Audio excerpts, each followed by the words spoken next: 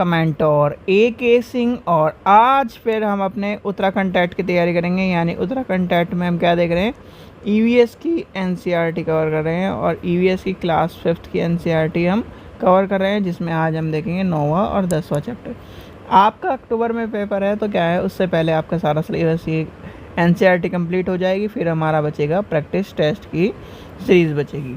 तो चलिए शुरू करते हैं। आज हमें क्या देखना है, कमर सीधी, यानी डायरी में एक तरह से डायरी की बात एक बताई गई है और इस डायरी में जो कहीं ना कहीं डायरी के बारे में बात करेगी कि डायरी किसके और डायरी की में कुछ बातें रखी गई हैं। तो इसमें क्या कहा है, यानी कि एक बड़ी जिम्मेदारी ग्रुप लीडर को जो बात बताती है, यानी कि कोई ग्रुप लीडर है या ग्रुप में जो काम कर रहे हैं, जैसे हम कहीं किसी ट्रैकिंग पे जाते हैं तो ग्रुप लीडर की क्या उसकी जिम्मेदारी होती है, वो बताई गई है। ये क्वेश्चन आपका CTET में एक बार आ चुका है। क्या होती है, बाकी लोगों के जो सामान उठाने में मदद करना, पूरे ग्रुप का आगे चलना, जो चल नहीं पा रहा है उसके एक तरह से हाथ उठाना, रुकने के लिए जगह ढूंढना, साथ ही बीमार होने पर उसका ध्यान रखना और सबके खाने पीने का इंतज़ाम करना।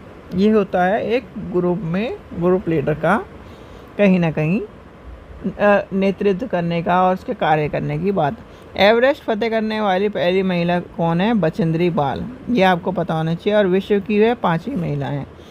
पहाड़ी इलाकों में रहने वाली 12 साल की एक पहाड़ी लड़की बछेंद्री पाल खेल में 4000 मीटर की ऊंचाई पर की चोटी चढ़ गई थी। कब चढ़ गई थी, 12 वर्ष की वजह में। ठीक है,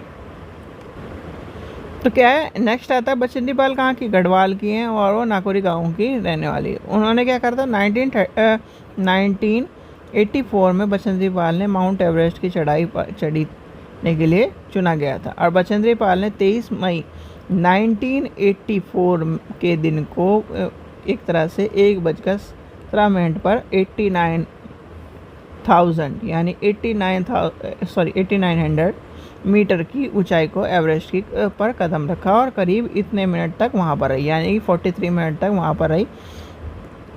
और इसे नेपाल में क्या कहा जाता है, ये वाला क्वेश्चन आपसे पूछा गया है। यानी नेपाल में क्या कहा है, सागरमाला। ठीक है, तो सागरमाला कहा जाता है, ये आपसे क्वेश्चन पूछा गया है।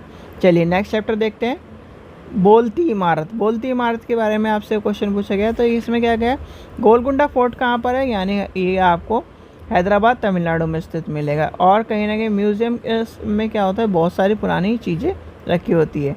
और मलायपुर मेल जो होता है वो केरल में है। ठीक है, तो ये आपको तीनों पूछी जाती है और ये वाला क्वेश्चन आपका पूछा गया है और ये वाला क्वेश्चन आपको पूछा गया है, तो आपको दोनों चीज़ें याद रखनी है।